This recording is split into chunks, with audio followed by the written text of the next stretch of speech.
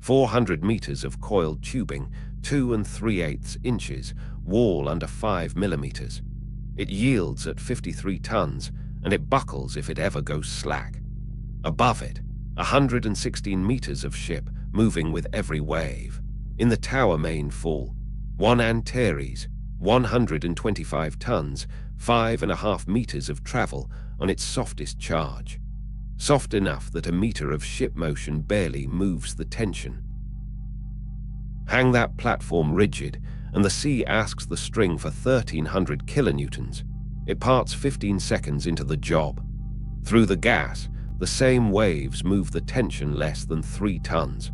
The string never feels the ship. Then the tubing sticks.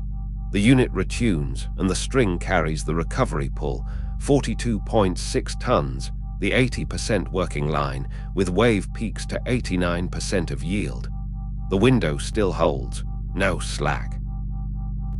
And if the string parts at full pull, 42.6 tons of tension, gone in a heartbeat, the platform is caught before it reaches anything hard. 2G here, under 4 across all 12. The main fall goes slack for a moment, then catches it inside its rating. The recoil is stopped inside the unit. Without that, this is a critical failure. 12 independent wave realisations. Every gate passed every time, and the rigid string parts in every single one. 1 soft charge, 1 retune, 1 arrest.